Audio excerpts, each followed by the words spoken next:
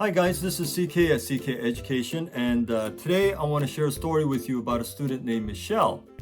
And this is when I think of Michelle, I think of this misconception I think both students and parents have about public universities. We have this, the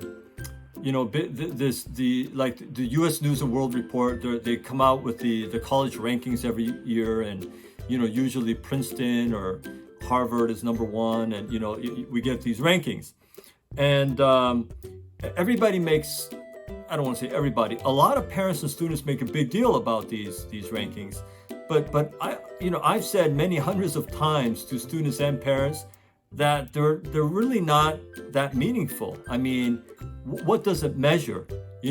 The higher ranked school you attend or graduate from, does that mean you get higher pay? Does that mean you have more opportunities? Do you have faster career advancement? Do you have more success in life? Are you happier? Do you make more money? Do you have less debt? I mean, no. I mean, it really has no correlation to anything you do afterwards. So the college rankings really are not that meaningful at all. I've always advised parents and students that the best schools to attend are public universities in the states that they are in, and you try to get some scholarships if you can, but at the least you try to get through college without any student loans, or at least a minimum amount of student loans, because you don't want to be 22 years old and have $80,000, $50,000, $100,000 or more in student loans. It's not a good way to start out your career. But this student here, she did pretty well. She started out at reading and writing. She started out at 580. In math, she started out at 740, pretty good. And then she got a 1320 total score. When she finished with me, she got a 70-point increase in her reading and writing. So she got 650 in reading and writing from 580. In math, she went from a 740 to 770. That was a 30-point increase. So total score, she went from 1320 to 1420, 100-point increase. Now, she got into a public university in the state that she lived in, which is an excellent public university, by the way. And most public universities, if not almost all of them in America, are great, okay? But she almost acted like getting into a public university was a punishment, for not doing well. Like, oh, I just got into this public university. And her mom, I think, sowed the seeds of this kind of thinking ever since she was young. You got to get into this higher ranking university and this kind of stuff. And she was never satisfied.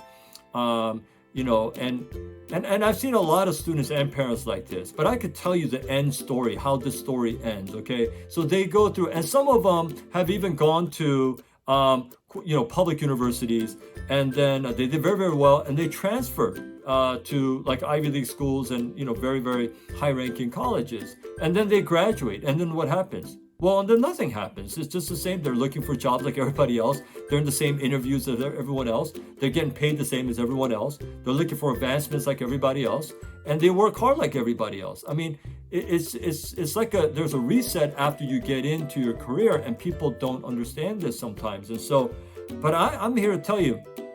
And I attended a public university. I graduated from the University of Washington in Seattle. I love that school. I'm proud to have graduated from that school. I think it's the best school in the world. I mean, I love it. And so that was my undergrad. But I tell people that a public university is not a punishment. It's a very smart way to go to college. And so for those of you who are going to or have graduated from or are thinking about attending a public university, good for you. The key is you do well, you focus on the thing that you're really passionate about, and you get out of there without a lot of student loans, if any. So I think that would be the key. That would be the smart and practical thing to do. So anyway, just wanted to share that story. If, as always, if you're interested in becoming one of my students, the best thing is go to my website, ckeducation.org, and fill out the SAT prep application form there. At the bottom of the form, there is a comments section, and in that comment section, I'd like you to write why you think you would be a great fit as one of my students.